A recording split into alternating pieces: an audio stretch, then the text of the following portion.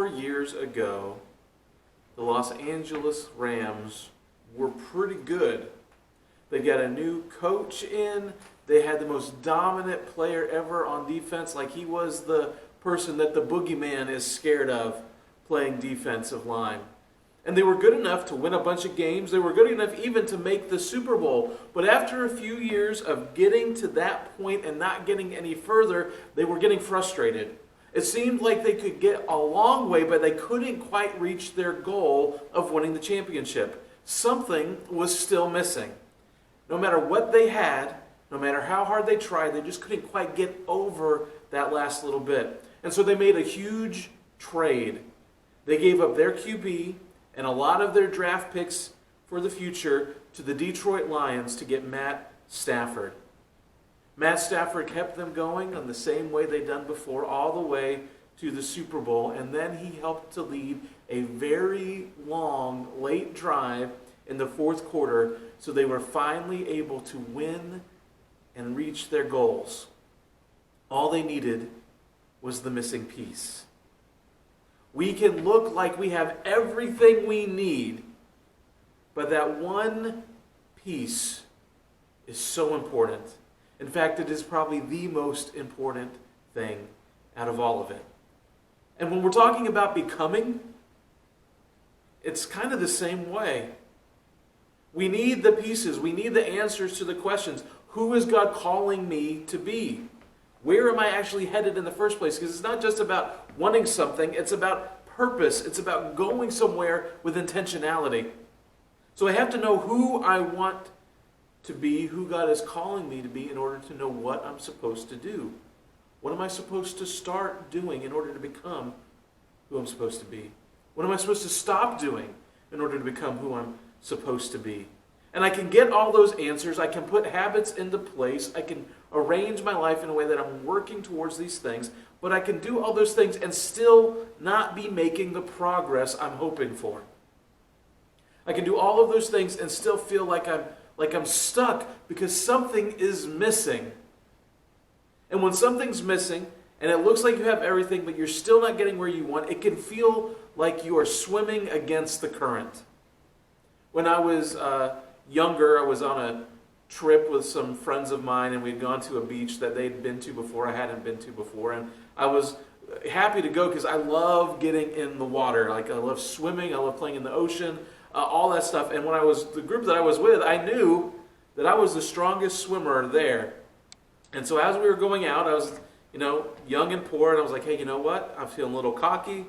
When we get to the beach, I know there's a pier, and I'm going to tell everybody, hey, I'm going to swim to the pier and back, and if I do, you have to buy me lunch. And I kind of did a good job. I worked up to that. I was like, hey, I think I can swim there and back. And we get there, and they're like, there is no way you can do that. That is too far. It's like, 300 yards of swimming, and you don't understand what this ocean is like here, and there's no way you're going to do it. We've never seen anybody do it. And so I just kept talking him up, and I was like, hey, if I do it, you buy my lunch.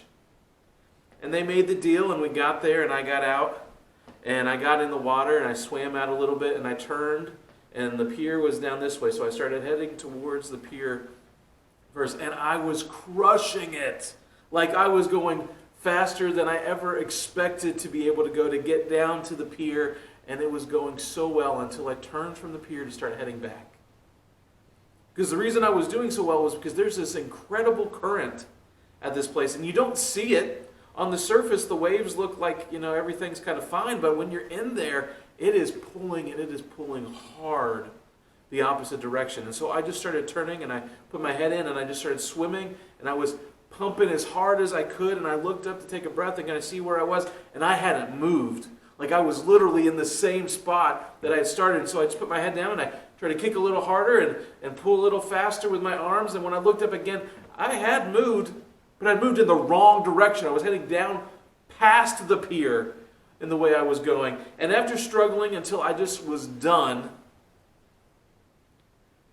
I got out of the water, and I had to walk back on the shore for my friends to laugh at me and ask how I enjoyed that swim. The current was just too strong. In my own strength, there was no way I was going to overcome it. Being who Christ calls you to be requires more than just your strength. It requires more than just having good answers to these big questions. If you're going to be who God has called you to be, if you're going to become who Christ is leading you to be, you need Christ. He is the missing ingredient that if you don't have Him, none of this other stuff is going to make sense. The disciples learned this lesson in an incredible way one night. They had been out with Jesus in the hill country around the Sea of Galilee, and He had gathered a large crowd. Now, He wasn't looking for a large crowd at this point. In fact, He'd gone out into that wilderness area to get away from people because He was grieving the news of His cousin's death. But when they came and He saw them, He had compassion on them. And He took all the time He had to heal all of their sick and to cry with them and to bless them and to deal with the needs that they had. And while they were teaching and healing, time got away from them. And so the disciples were like, we've got to get this crowd out of here. They're going to be hangry soon. They're going to be hungry. We don't have anything to give them. And it's going to be a problem. And so they went to Jesus and asked Him to have everybody leave. And instead, Jesus gave them some instructions. And they obeyed those simple instructions. And they ended up feeding 5,000 men plus the women and children that night. And all it took was a little kid's lunchbox. You can imagine what it felt like to be a part of something like that simply by doing the tasks that Jesus had asked them to do. And so immediately after they'd fed everyone, Jesus gave them some other simple instructions. Hey, I'm kind of done here. I'm going to dismiss the crowd. I'm going to go and do what I came to do in the first place. I want you all to get in this boat and go across to the other side of the Sea of Galilee and wait for me over there. And so, of course, they're like, hey, Jesus says this, and we obeyed, and this has happened, we're going to do the same thing again. So they got in their boat, and they got in there, and they started to go out at night, and they went out, and it got dark, and they were making good progress, and then they weren't. They got a good way out from the shore, but they couldn't make it all the way across because the current was just too strong. You see, this windstorm had kind of swept down over the night, and it was buffeting their boat with the waves and the wind, and they were straining and they were straining, and they were working as hard as they could to get to the other side because that's where Jesus had told them to go, but they couldn't make it. No matter how hard they rowed, they weren't making any progress. And I wonder at what point in the middle of the night did they say, you know what, let's just keep rowing harder? Or did they reach a point where they just gave up and they're like, let's just see what we end up at by the time this is over? Because on their own, there was no way they were going to reach the shore that Jesus had called them to go to. And that's where we pick up in Matthew chapter 14. It says, during the fourth watch of the night, Jesus went out to them walking on the lake. And when the disciples saw Him walking on the lake, they were terrified and they exclaimed, "It's a ghost!" And they cried out in fear. But Jesus immediately said to them, "Take courage, it is I. Do not be afraid." "Lord, if it's you," Peter replied, "tell me to come to you on the water." "Come," he said. Then Peter got down out of the boat, walked on the water, and came toward Jesus. But when he saw the wind, he was afraid, and beginning to sink, cried out, "Lord, save me." Immediately, Jesus reached out his hand and caught him. "You of little faith," he said, "why did you doubt?" And when they climbed into the boat, the wind died down. Then those who were in the boat worshipped him, saying, "Truly you are the Son of God." And when they had crossed over, they landed at Gennesaret. Can you imagine being Peter on this night? You just worked as hard as you could to do what Jesus asked you to do, and you couldn't do it. in the middle of the night, and you are an experienced fisherman, you know your way around boats, you know your way around this sea, and you just can't handle it. And then in the midst of all of that, feeling helpless and hopeless, you see this thing kind of going up and down as the waves rise and fall. There's just this figure, this image out in the wind-blown sea, and you have to kind of wipe the water away from your eyes to try and make out what's actually happening. And you are convinced that the only thing that could be out there right now is a ghost, and you're going to be like him in moments. And don't act like you wouldn't feel the same way. If you were out somewhere in the ocean and you saw something walking on top of the water towards you, you would freak. And so Jesus, realizing this when he gets closer, calls out to them so that they don't have to be afraid. Now, let's be real. If one of your closest friends ended up behaving like that, doing something completely impossible, would you calm down more or would it freak you out more? But in between that time, Peter decides he's not going to process it too deeply, and he just reacts by responding back to Jesus. And he asks Jesus to call him in between the waves. I think it's interesting when we're talking about becoming and being called to something, called to come. Peter asks to come, and Jesus simply says, come. Come and be what I've called you to be. You can step out and you become a wave walker. Question number one, who is God calling you to be for this moment? Jesus was calling Peter to walk on water. There's only one person who's ever been described as a wave walker in the Bible before, and that is God.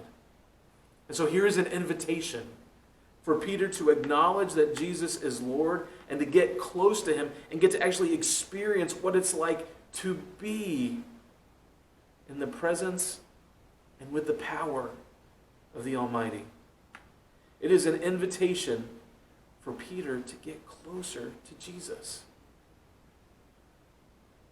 Imagine what was going through his mind. I don't know if he was thinking through everything or not, but he had to figure out a couple things real quick. So he knew who he was called to become in that moment. And so to do this, Peter had to do a couple things. One, he had to stop doing some things, right? He had to stop trusting the boat that he was in. He was a fisherman. He knew boats better than anyone. He knew them in and out. And he knew that when you're in the middle of a big storm like this, the best place to be is in the boat, not out of the boat. He had strained against the wind and the waves all night and not gone anywhere. It was not safe to jump over the side. And he had to start doing something too. If he couldn't trust the boat, what could he trust? He needed to start trusting Jesus more. He had to be willing to put it all on the line to do what Jesus had asked him to do, to become who he'd asked him to become. And so he took a deep breath, and I don't think he was thinking too much about it. I think he just went ahead and did it in this moment. Kind of like you got to psych yourself up and jump in. Well, that's what he did. And he climbed over the side, and he jumped down onto the water. And instead of sinking like normal, he landed on the top of it. And I wonder if it took him a second to kind of get his literal sea legs as he was on top of the water. And for a moment, for maybe a few moments, Peter became who Jesus called him to become. He was a wave walker, and he wobbled over the waves and over the water, closer and closer to Jesus. And then the scripture says one of those words that every time you see it, you've got to pay attention to it. The word but. When the word but shows up, something important is happening. So always pay attention. And it says, but Peter started to get his focus off of Jesus, and he saw the wind, and he saw the waves, and he saw the stuff blowing from one place to the next. It might even have blurred his vision. You know, kind of the water spits up at him and blows and pelts him from the waves and the wind. And in those moments, when Peter stopped focusing on Jesus, he started focusing on his fear. I mean, these were the waves and the wind that had beaten them up all night, that had stopped them from reaching their goal already. He knew their unforgiving force. He was very familiar with what would happen to people who were not in the boats in the middle of these types of conditions. I mean, what was he thinking trying to walk on top of these things? The laws of physics, while he wasn't an educated man, probably dictated that this wasn't a good idea for him to do. And so with his eyes off of Jesus, Peter sinks down deeper and deeper. On his own strength, it is not enough to do what Jesus asked him to do. And his instinct kicks in, and he cries out to Jesus for help. Lord, save me. And then there's another really good word. It says immediately. As soon as he started to sink, as soon as he called out for help, immediately Jesus grabbed him and pulled him up. You see, Peter had lost sight of Jesus by focusing on his fear, but Jesus had never lost sight of Peter. In fact, Peter was close to Jesus and didn't even realize it. I mean, Jesus had to be right next to him in order to reach down immediately and pull him back up. The call wasn't simply to walk on waves. The call was to come close to Jesus and be aware of how close he is. If Jesus is so close that he can immediately grab you when you're sinking, why would you doubt he's with you? And so together, they climbed back in the boat with a bunch of cowards that had sat there screaming and crying and not trying anything. And as soon as they got in the boat, the wind and the waves stopped. The forces that had kept them from reaching their first goal of going to the other side of the lake were done as soon as Jesus was with them. As soon as he's there, they're able to reach their goal. And they make it to the other side, to Gennesaret. You see, the power of Jesus' presence enabled them to become who they were called to be. It is him.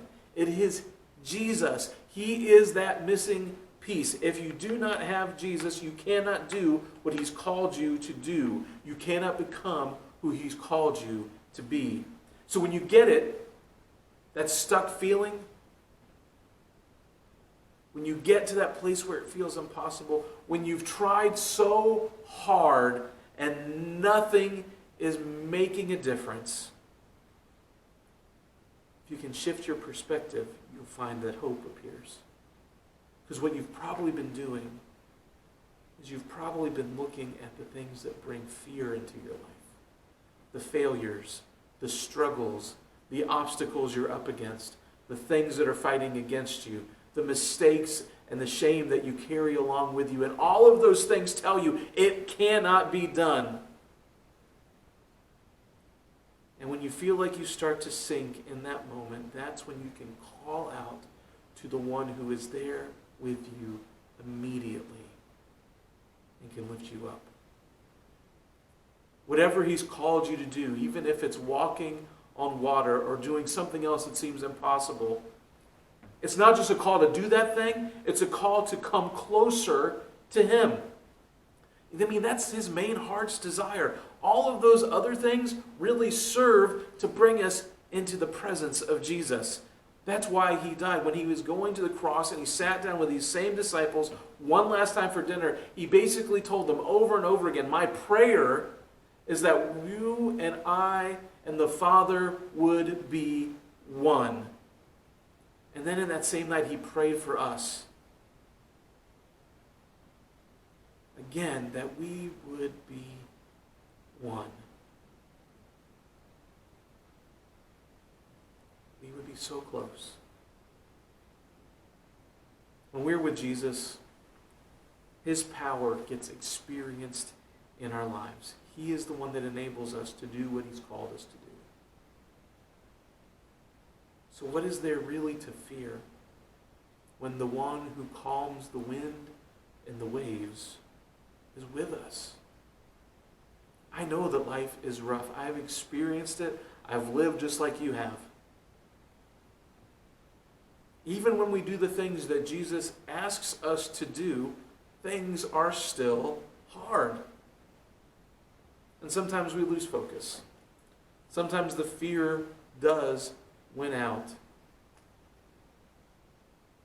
And fear is terrible for helping us make good decisions. But when fear comes to control, even then, when we call for help, we immediately find that while we may have lost sight of Jesus, Jesus has never lost sight of us. He has never left.